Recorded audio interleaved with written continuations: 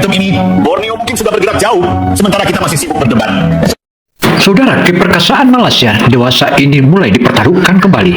Tampaknya hal ini terpengaruh dengan berbagai macam isu hingga berbagai macam kendala di lapangan, diantaranya sempadan antara Indonesia dan Malaysia.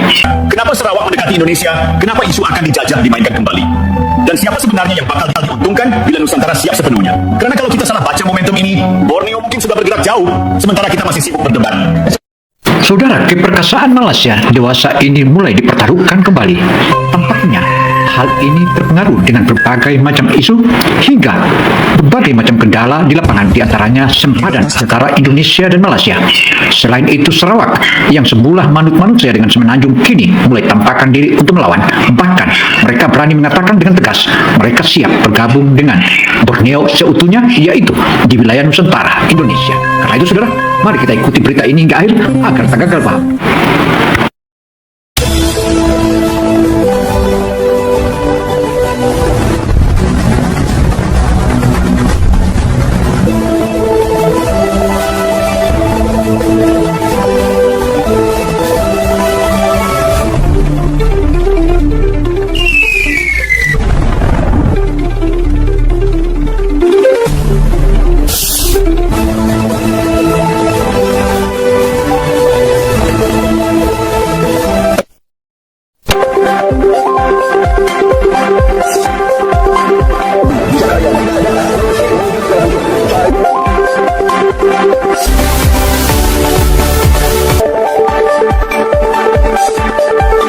Malaysia berani mengancam perang terhadap Indonesia. Kalimat itu menyebar begitu cepat, Perbatasan Indonesia-Malaysia memang sudah terlalu lama menjadi perbincangan, bahkan menjadi isu politik di antara kedua negara, antara Indonesia dan Malaysia.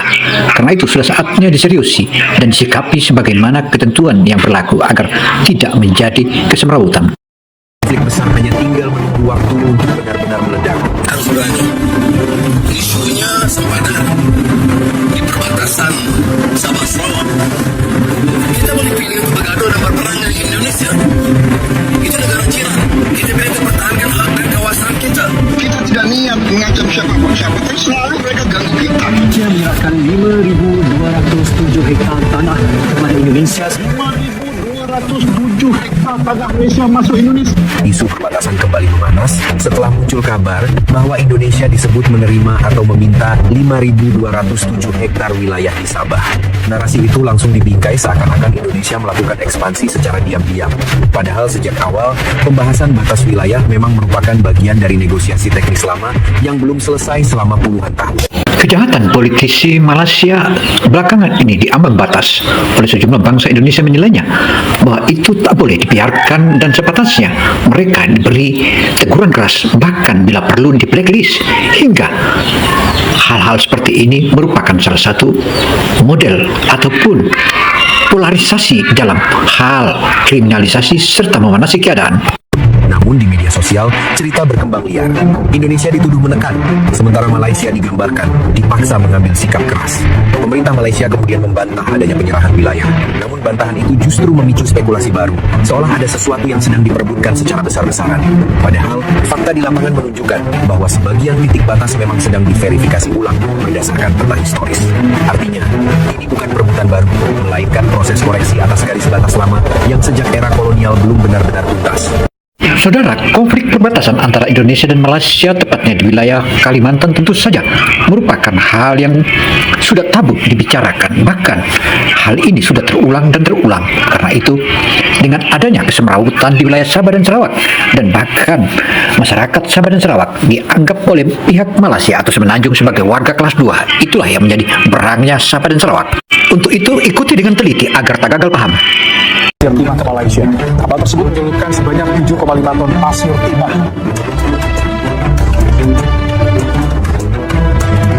Malaysia mulai menunjukkan kegelisahan. Di tengah sorotan yang semakin tajam terhadap perdagangan ilegal sumber daya alam, sebuah kasus besar kembali terkuak. Penyelundupan pasir timah dari Indonesia ke Malaysia kembali terungkap, membuka fakta mencengangkan tentang jaringan ilegal yang telah beroperasi selama bertahun-tahun tanpa sepenuhnya terdeteksi. Kasus ini bukan sekadar pelanggaran hukum biasa, tetapi juga memperlihatkan bagaimana kekayaan alam Indonesia terus mengalir ke luar negeri secara sistematis.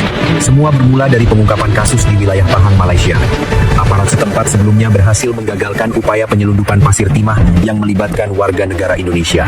Saudara, aksi pencurian sumber daya alam kita atau hasil tambang kita terutama timah di wilayah Bangka Belitung itu sudah berlaku puluhan tahun. Bahkan di sana terjadi kolaborasi antara oknum dengan oknum, baik oknum Indonesia maupun oknum pihak Malaysia. Semua itu merupakan salah satu langkah yang merugikan negara dan diperkirakan kerugian negara sudah jutaan triliun. Hal ini menandakan kong kali kong antara oknum petugas Malaysia dan Indonesia. Demikian paparan sejumlah sumber. Dari penangkapan tersebut, sedikitnya 11 WNI diamankan dan diproses secara hukum oleh otoritas Malaysia. Namun, kasus itu ternyata bukan akhir, melainkan pintu masuk untuk membongkar jaringan yang jauh lebih besar. Penyelidikan pun merambat ke Indonesia. Aparat dari Bareskrim Polri mulai menelusuri keterkaitan antara para pelaku yang tertangkap di Malaysia dengan jaringan di dalam negeri. Hasilnya mengejutkan. Mereka menemukan bahwa aktivitas penyelundupan ini bukan kejadian sesaat, melainkan operasi yang telah berlangsung selama kurang lebih 3 tahun. Fokus penyelidikan kemudian mengarah ke wilayah Bangka Belitung, salah satu daerah penghasil timah terbesar di dunia. Di wilayah ini, aparat berhasil menyita sebuah kapal yang diduga kuat digunakan untuk menyelundupkan pasir timah ke Malaysia. Kapal tersebut mengangkut sekitar 7,5 ton pasir timah, jumlah yang tidak kecil untuk satu kali pengiriman ilegal. Namun, temuan yang lebih mencengangkan muncul setelah penggeledahan dilakukan di sebuah rumah di Bangka Selatan. Dari hasil penyelidikan, terungkap bahwa penyelundupan ini telah dilakukan sebanyak 18 kali. Artinya, jika setiap pengiriman membawa 7,5 ton pasir timah, maka total yang telah diselundupkan mencapai sekitar 135 ton. Angka ini langsung menggambarkan skala operasi yang sangat besar. Ini bukan lagi aksi individu atau kelompok kecil, melainkan jaringan yang terorganisir dengan rapi. Mereka memiliki sistem, jalur distribusi, serta metode yang tertata untuk menghindari pengawasan aparat. Modus operandi yang digunakan juga menunjukkan tingkat perencanaan yang matang. Pasir timah dari hasil penambangan ilegal terlebih dahulu dikumpulkan di darat. Saudara, aksi penambangan ilegal ini sudah cukup lama berlangsung, bahkan disebutkan sudah terbilang kurang lebih 30 hingga 40 tahun berlangsung. Dan itu tampaknya terjadi pembiaran. Dan hal ini bukanlah hal biasa, tetapi merupakan sebuah kerugian negara, dan negara sudah sepantasnya hadir di wilayah Bangka Belitung untuk mengamankan stok timah nasional Indonesia.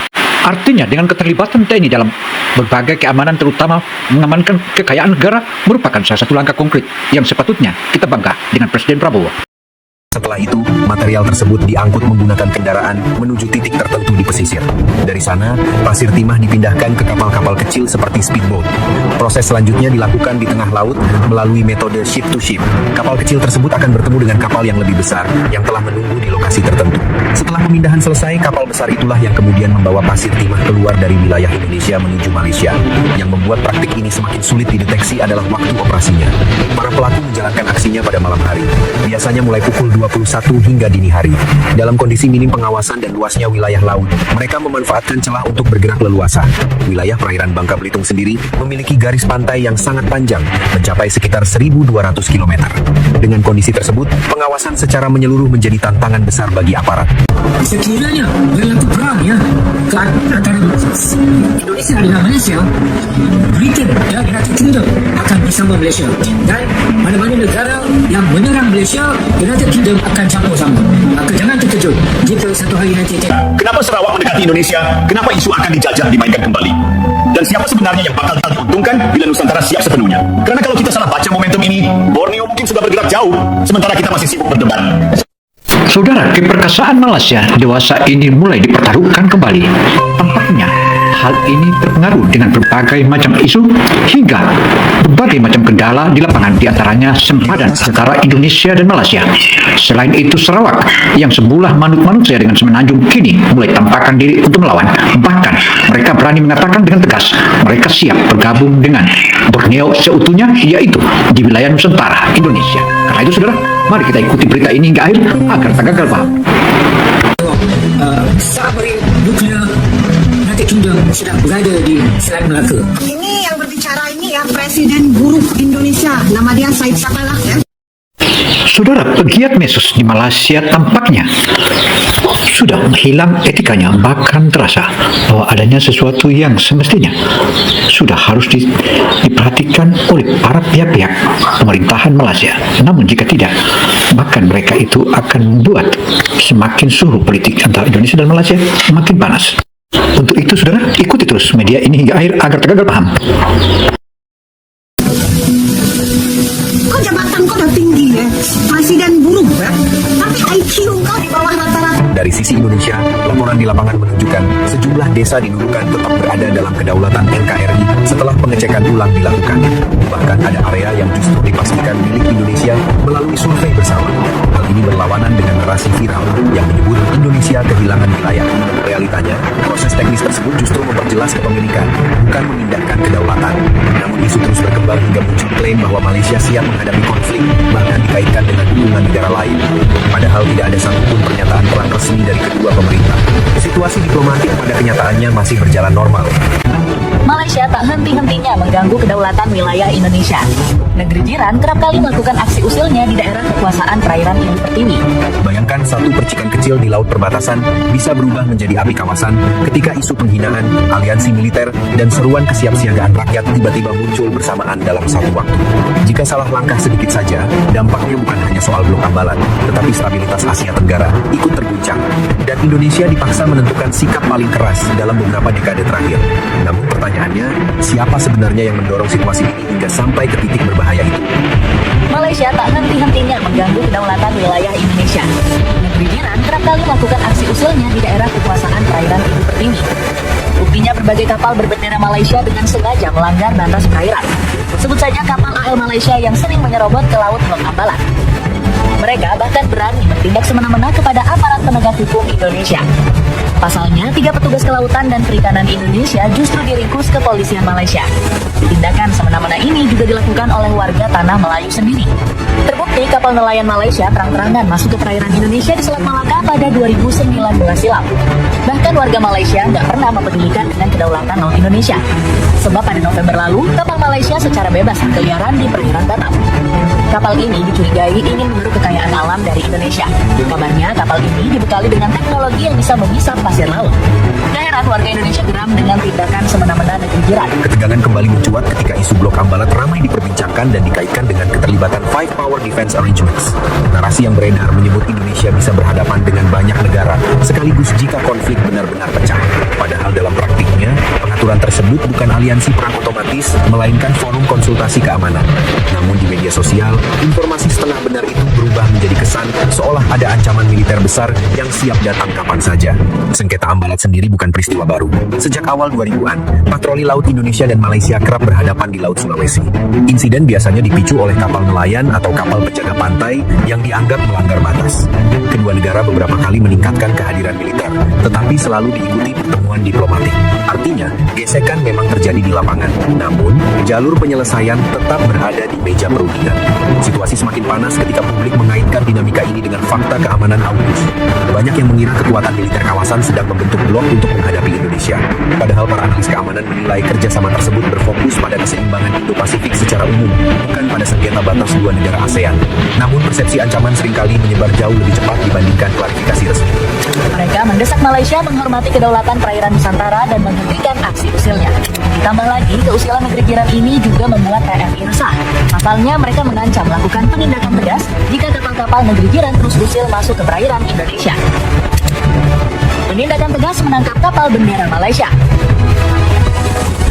Tindakan tegas TNI kepada kapal Malaysia yang usil bukan omong kosong belaka.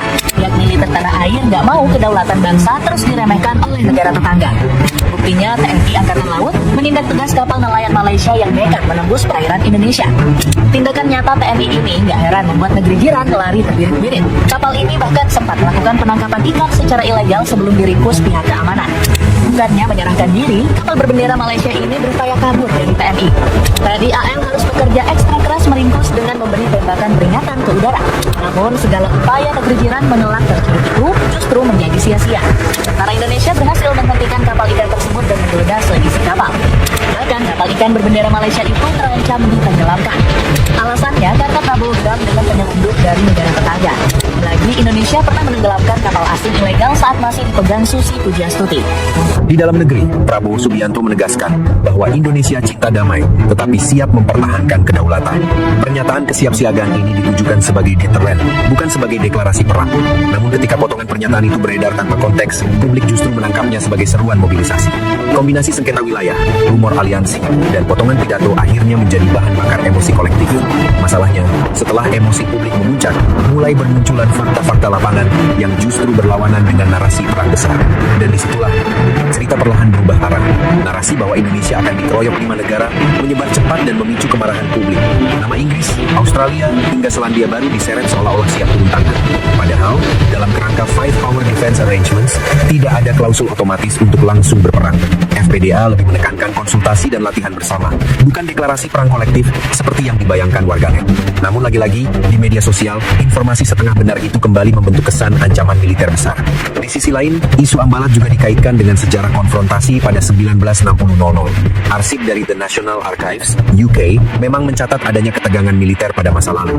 Namun konteks geopolitik saat ini sangat berbeda. Indonesia dan Malaysia kini sama-sama terikat dalam mekanisme ASEAN yang mengedepankan dialog.